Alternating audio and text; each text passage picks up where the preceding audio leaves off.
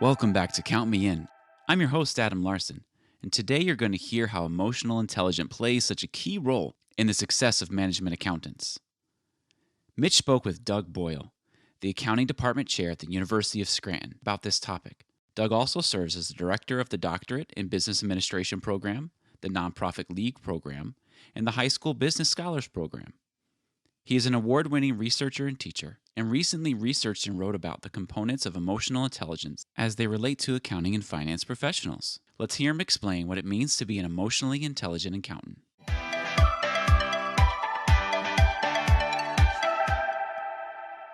So today we're looking to talk about the emotionally intelligent accountant. And I would first like to kick things off and ask you, how important is it for finance professionals to have emotional intelligence? Yeah, research has shown that financial managers who have mastered emotional intelligence are the ones who typically reach the highest levels of the organization.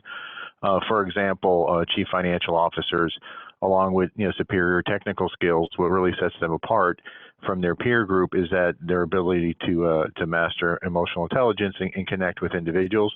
And there's several research studies that support that. So it's really important if one wants to advance, especially to the higher ranks of an organization, that they engage in studying emotional intelligence and developing themselves in that area. And I think this is a good opportunity to really establish a common understanding for the rest of our conversation here. I know you mentioned connecting with others, but how do you actually define emotional intelligence? Yeah, emotional intelligence is a pretty complicated construct, and we'll talk about the components later on. From a high level, it's really someone's ability and capability to be aware of their own emotions and control those emotions and express their emotions in a way that facilitates strong interpersonal relationship with others. So, for example, if I'm a CFO and I'm presenting to a group of analysts, it's very important for me to connect with them and really express trust and confidence in a way that makes them believe what I'm saying, makes me credible, makes me convincing. So it's really all around controlling an individual's emotions, understanding emotions of others, and being able to manage those emotions to build very strong, lasting, trustful relationships. Well, you just kicked off that answer right there with my next question. I know a little bit about emotional intelligence, but I'm hoping you can kind of identify and define the components that go along with emotional intelligence. Yeah, there's four major areas, and you don't have to master all the areas at once. Some of us are stronger in some areas naturally, and some of us have to work on other areas. The good thing about emotional intelligence is everybody could work on it and get better. So there's four really big buckets with subcomponents. I'll walk through them pretty briefly, but we can spend more time talking about individual ones later if you want. The first one is self-awareness. So that has two components, which is emotional awareness. So are we aware of our emotions and how we're reacting in a given situation? Next one is self-confidence underneath self-awareness. So am I somebody who's confident? Am I somebody who makes people around me more comfortable because they believe I'm confident in what I'm doing and what I'm saying? So that's the first component. The second component is self-management. So there's a little more elements here. The first one is self-control. So when I'm under pressure, am I able to maintain control and control my emotions in a way that are effective instead of destructive? Second is trustworthiness. So am I somebody who delivers on what I say I'm going to do? Could I be relied on and dependable? And that's a big part of emotional intelligence. Next one is conscientiousness. So am I somebody who follows up? Am I somebody who is into the details enough to make sure things are getting done without being a micromanager, but I need to be conscientious. Next component is adaptability. So am I somebody who could adapt to situation, or am I rigid and I try to solve all problems the same way every time because maybe that was successful for me in the past, but it will probably be limiting in the future. And then the last one is innovation under self-management, which is, am I somebody who's always questioning status quo and trying to figure out new and better ways of doing things? So self-management has the most components. The last two components are social awareness, which is empathy. This is really important, especially for accountants, because as accountants, sometimes we tend to be very analytical. Where in business, it's very important to show empathy towards your employees, empathy towards your shareholders, empathy towards your lenders or bankers, to really let them know that you care about them and their interests, as well as the company's interests. So empathy is one that's very important for accountants, and sometimes it's an area where there could be some skill development. Last one under social awareness is organizational awareness. And this one is one you tend to need when you get higher up in the ranks. So not only do I understand my own emotions and my little group around me, but do I understand the entire organization and the various cultures and protocols across different geographic boundaries, and how do I respond in those different areas? The last bucket is relationship management, and a lot of these are very important when you get to the higher level. So for example, the first component is influence. So am I able to be convincing and get folks to move in a certain direction that I need them to move for company success or organizational success, and how do I do it in a way where I bring them along, where they're part of the decision making, as opposed to me just mandating orders. Next is conflict management, because as we get to senior management, there's lots of conflicts between divisions, between employees, maybe conflicts with vendors or even competitors. How do we manage that conflict in a way that's productive and not destructive or cannibalizing the situation? Next one is teamwork, and as you get higher, your teams get bigger. So we got to be able to manage all those elements of teamwork. Leadership and communication. So as you can see, there's four major buckets, lots of sub pieces, and when we try to train people, we don't have them work on everything at once, because it's kind of overwhelming. What we would do is do a self-assessment and then work in areas that we think are most important first. But as you can see, to master all these areas, it really does take a full career plan and a long time to develop, and we could always improve. So I know here at IMA, we have the management accounting competency framework. We bucket everything in these domains. And very similarly, we have all these competencies that fall underneath. And very similar to what you just said, we have a self-assessment where individuals can go through and identify where the skills gap really is. I'm just curious, from your experience and those who you've worked with in emotional intelligence, is there a particular skill set that you recognize as kind of the foundation, something that if somebody has this, they have an opportunity or the ability to advance through all of these different components of emotional intelligence a little bit faster maybe than others? I don't know if certain people you work with demonstrate certain abilities more often than others. Yeah, and I'm glad you mentioned the IMA framework, because when we did our research, we tied these into the framework, and that framework is an outstanding way to try to approach these, because interpersonal emotional intelligence skills were identified in several of the areas of the framework. To answer your question, when we did research in this area, we surveyed practicing financial professionals all the way from new professionals up to partners and CFOs.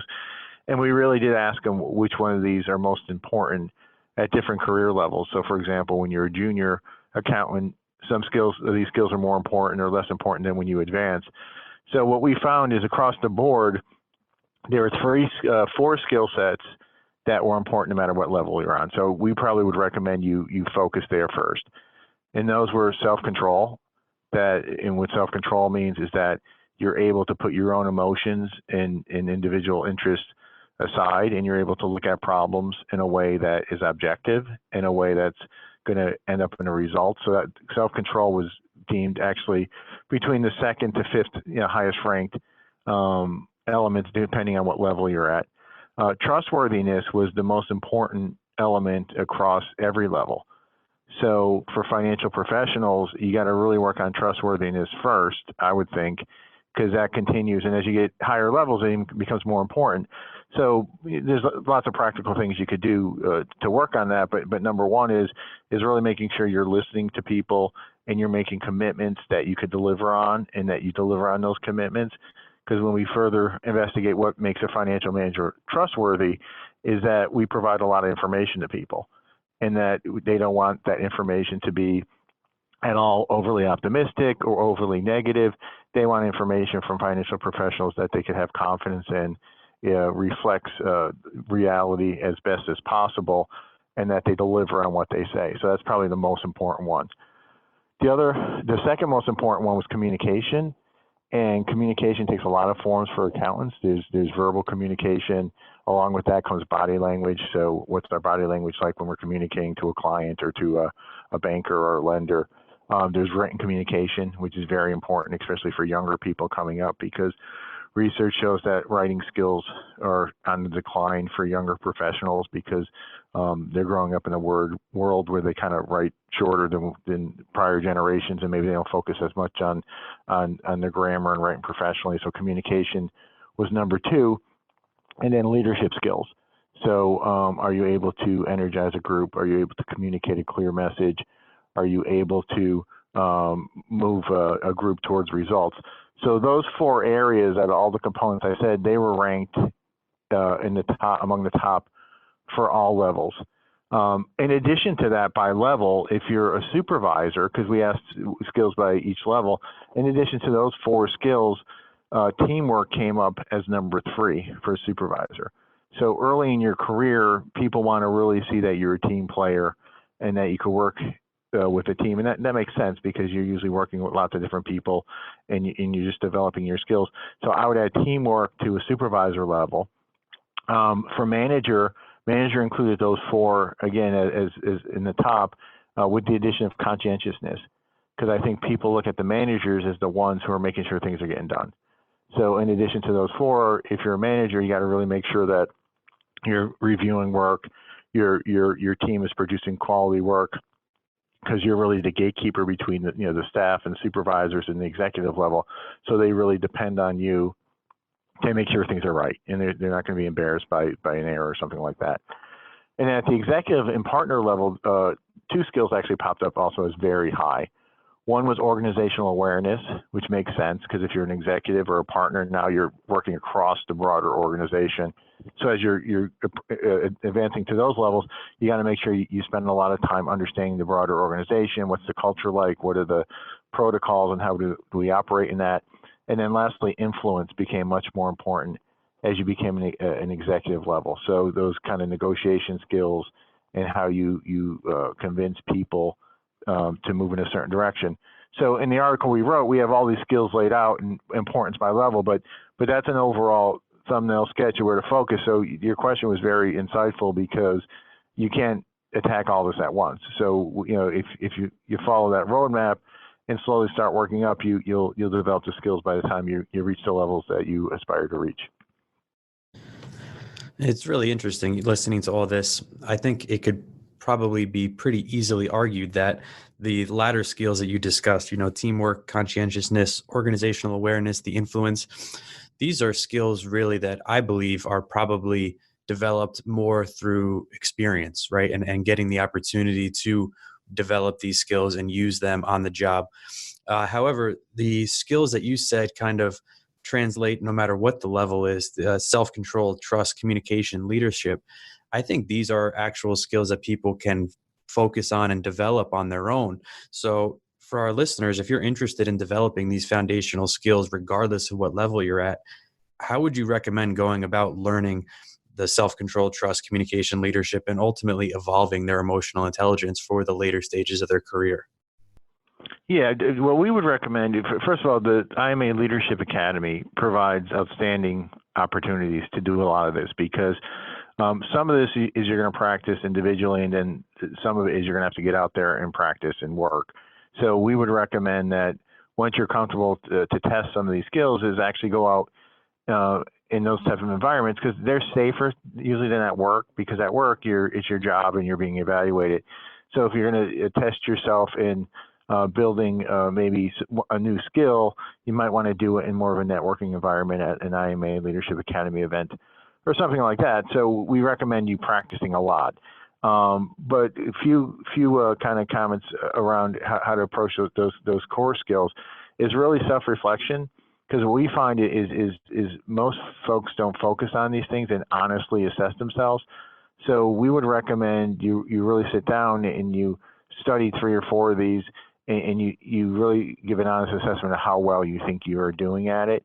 And to do that, we recommend you reach out to a few people you really trust, and it could be family members because they know you very well, or it could be a friend you've had for years, or colleagues, and really ask them to be very honest, because you're doing this for developmental purpose, and say, how trustworthy do you believe I am in the work setting or at home? Because typically the way you behave at work is similar to home. And you'll pick up cues from them if they're honest with you, and they might say, well, gee, sometimes you do overstate what you could get accomplished, and it really causes some trust issues, because when you state things, people discount it to some degree. So we would say, A, self-reflection, B, get feedback from people you really trust, who are going to be courageous enough to give you good feedback. You don't want to ask people who are just going to tell you you're wonderful at everything, because none of us are wonderful at everything. And then practice. I would practice, and you can practice in safe settings too, like I said, in networking type of events where it's not as critical as if you're practicing, with your boss. So that those are the three basic approaches we recommend. Well, this has been very insightful and wonderful information to share. I kind of look at this as we're doing a lot of research into the future of work and kind of where the accounting and finance professional is in the industry today. And, the technical skills, the technology and analytics skills obviously are huge, but emotional intelligence just continues to come up. So by offering this kind of background and foundation on the topic for our listeners, I think is fantastic. I'm just wondering, I'm sure people can listen to this and say, I can do this or I can do that. Like you were saying, a little self-reflection, but do you have any specific cases or examples maybe that will truly illustrate what the benefits of emotional intelligence really is for an accountant? Yeah, we do a lot of research in this area. And first of all, what you said about the more technical skills, that is somewhat concerning, because when we look at the literature, mostly everything that's coming out is around, getting, tech skills, which is extremely important for your career. But our research shows, again, that the ones who reach the highest level have emotional intelligence. So, we're a little concerned that accountants are getting bombarded with all this technology, and they need to get that skill set up, that they might ignore the softer skills, which are the ones that are really important to reach higher levels. So with that said, we look at CFOs, for example. So we look at chief financial officers of public companies and compare them to their peers who haven't reached those levels. And what we find is that there's not a lot of differences in the tech skills. So between them and their peers, the certifications they hold are usually very similar. Their advanced degrees they hold are very similar, their technical background. So, we find lots of similarities there. When we look at differences, they're usually in the areas of emotional intelligence. So, for example, if I'm a mid-level accountant, I may, or probably very likely, have this equal technical skills as the CFO, but what enables him or her to be the CFO is they stand out in emotional intelligence skills. So that case study really demonstrated that it's okay to be at any level in accounting, but if you aspire to be that top position, your technical skills aren't going to get you there. They expect you to have technical skills. They all do. It's the emotional intelligence that sets you apart, and that study really demonstrated that. So we really recommend to our students here at the University of Scranton is we work a lot on emotional intelligence, and we have an accounting communications course and other type of soft skills classes to help prepare them for that, because we help our students aspire to reach those levels. But that case study really makes it very obvious as to where you need to focus if you want to get to those types of levels. This has been Count Me In, IMA's podcast, providing you with the latest perspectives of thought leaders from the accounting and finance profession. If you like what you heard and you'd like to be counted in for more relevant accounting and finance education, visit IMA's website at www.imanet.org.